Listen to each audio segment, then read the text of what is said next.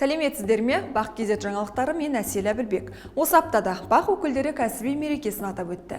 Мереке қарсаңында мемлекет басшысының тапсырмасы бойынша жүзеге асқан игі іс дара президенттік бастамалар қорының және халық қайырымдылық қорының демеушілігімен бақ қызметкерлеріне 65 пәтердің кілті табысталды. Пәтер алғандардың арасында Казконтент акционерлік қоғамында еңбек етіп жүрген 3 қызметкер бар. Парламент каникулға кетті. 8-ші сайланған парламент мәжілісінің бірінші сессиясы ресми түрде жабылды. Осы аптада парламент палаталарының бірлескен отырысы өтіп, депутаттар 1-ші қыркүйекке дейін парламенттік каникулға кетті. Қос палата отырысына Сенат төрағасы Мәулен Әшімбаев, мәжіліс төрағасы Ерлан Қошанов, үкімет басшысы Әлихан Смайылов, мемлекеттік кеңесші Ерлан Карин және үкімет мүшелері қатысты. Мәжіліс төрағасы Ерлан Қошановтың айтуынша, бірінші сессия небары 100 күнге созылды. Бұл сессия барысында палаталардың 3 бірлескен отырысы өтті. Сенаттың 12 және мәжілістің 15 жалпы отырысы болды. Онда 120-дан астам мәселе қаралды. Парламент 82 заң жобасын талқылап, оның 25-ін қабылдады. 13 заңға президент қол қойды. Демалуға уақыт жоқ, дейді депутат Нартай Аралбайұлы.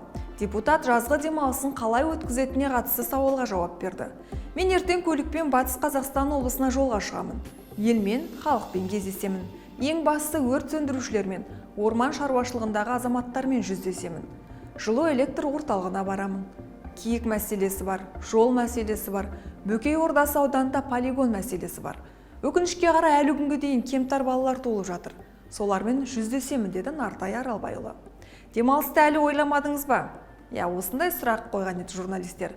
Жоқ, неге біз демалысты ойлауымыз керек? Жұмыс істеуіміз қажет, деді депутат. Спорт жаңалықтары. Қазақстан FIFA рейтингінде жоғарылады. Ұлттық құрама рейтингтің жаңартылған нұсқасы бойынша 112-ші орыннан 104-ші орынға көтерілді.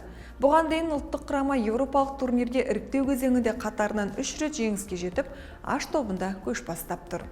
Биыл алғаш рет Амангелді Сейітхан атындағы Тұмар сыйлығы беріледі. Тұмар телевизиялық бәйгесінде спорт тілшілері тұңғыш рет арнайы марапатқа ие болады.